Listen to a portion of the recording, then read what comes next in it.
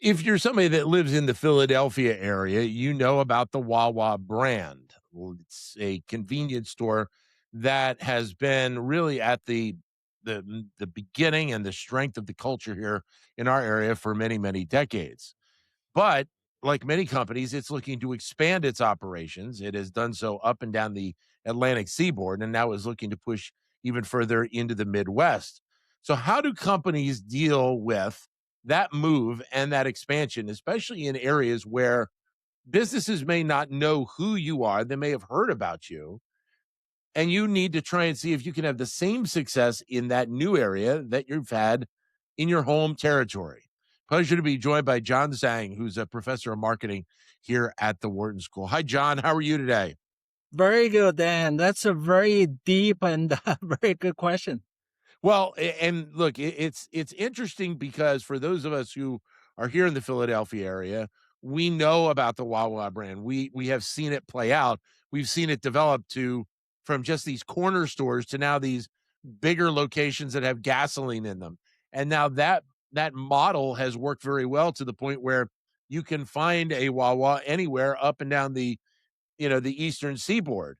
So I guess I'll start out with at some point, Wawa decided that they were having enough success where they could take this brand and expand it into different parts of the country. I'm actually a big fan of Wawa. In fact, all my kids love to go to Wawa, and they love the Wawa sandwiches. And also, my daughter just loved the coffee from Wawa for some reason, and a lot of customer loyalty there. I Good. would say that Wawa is really a great success story from from local here, and in fact, that they have found a great formula and for success. I think at this point, if you ask the customers, and they love the fact that the Wawa has fresh foods, they love the fact that the Wawa will customize and to your demand, and they love the fact that the Wawa can do everything so quick. And Yeah. also that I think Wawa has successfully turned a convenience store into a destination store. That's really pretty rare and in the marketplace. And the convenience store business is very, very competitive. And for Wawa to actually continue to succeed, and they do need to expand. They need to increase the density of their stores. They need to expand beyond their existing territories so that they have the skill and they Right. can negotiate with the suppliers and they have the efficiency. That's essentially the reason why they need to expand. So using Wawa as an example, but others you could probably throw in there Sheets and some of the other brands. Is there a moment in time where the leadership of the company says to themselves, "Hey, listen, we've got something here that we know can be successful in other parts of the world or other parts of the country."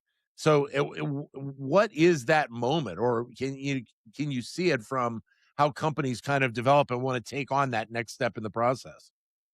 Well, Wawa is actually a private company. You probably would be hard to pin down exact moment where they realize they have found the secret source and for the convenience business, and I would say that in fact that at this point they're pretty confident and they really like the customer response to what they do, and in fact they are doing pretty well in the marketplace. And also that in that particular business, if you don't expand, you're going to lose a lot of advantages you have already gathered. I think that at this point, they need to increase the density of their stores. They need certainly increase the scale of their operations. But of course, in retailing business, like in any other business, when you expand, there is always risk involved.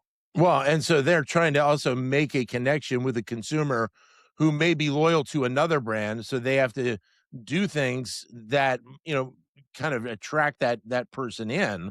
And it's a challenge when you go to a new territory and if somebody has, had a Sheets, I'll use that example from Western Pennsylvania.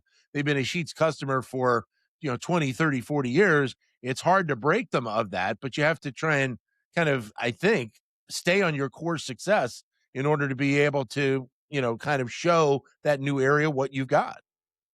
Well, I look at my kids, in fact, that the way that they are attracted by Wawa, the way that they crave for the products at Yeah. Wawa, and the fact that they seek out Wawa to go there, go out their way and to buy stuff at a Wawa. I would say that indeed that, and they probably would be in a very good situation and to expand beyond the Pennsylvania and the East Coast area, and I think that, of course, that you're always going to have to deal with the competition. And but it looks like that the Wawa has been able to do all that, and in the areas that they are already operating. So then what's the mindset of the other company that is trying to, hold down their customer base against this other company kind of coming into their territory? How do they approach things? Convenience business is huge. I mean, there's a huge market out there. And you look at the 7-Eleven. 7-Eleven has over 30,000 different stores in the whole world, in many different countries. I think over 30 countries or something like that. And the market is really huge. I don't think that she should worry about the and entry of the Wawa. Wawa shouldn't really worry about and the cutthroat competition from she's. I think that they each have their own advantages, and there's certainly enough market for everybody there. Is it a little Point. bit yeah, is it a little bit easier in this day of social media to try and be able to make that connection with the consumer? And I say that, you probably have, again, using Wawa as the example, people from the Philadelphia area who went to Wawa as younger kids, now living in Florida or South Carolina, and they may be a part of a group that talks about Wawa. And once they know that that connection is coming their way, it's kind of a natural, it's a memory back to their younger days. Well, that's good advice to Wawa if Wawa is not thinking of doing all that. And I'm sure that they have people that must be thinking exactly that way. And indeed, that social media is so important. And there are a lot of young people, there are older people, and they're all using social media. I think the good story can travel very, very far nowadays. I think that Wawa definitely will leverage all that. What does that what does this example tell you about how companies like Wawa look to continue to succeed in this day and age? Well, it really tells you that even in a very ordinary business, you still have room for innovation. You still have a room to do something excellent. I think Wawa and has certainly and found a good way and to occupy a territory in the convenience market. In fact, that to make it a convenience store, a destination store for many customers, and to have this really diehard loyal customers. And that's really not easy for any kind of a retailer. And not to mention, it is a convenience store where you would imagine consumers typically buy product on impulse than anything else. And you mentioned the innovation. If people don't know about it, this was a company that you go back 30, 40 years, was more like a deli. You would go there, pick up a pound of ham or cheese. It wasn't until like about 20 years ago that they started actually making sandwiches, having coffee available. So they have really innovated how they felt they needed to succeed in the last couple of decades. Absolutely. I think in that particular market is very dynamic. Things change very fast. I think that they surely and have been staying on top of the customer preference change and all this new trend about the fresh foods and delivered fast and all that. John, always great to talk with you and get your insight. Thanks very much, sir. Thank you. So good to talk to you.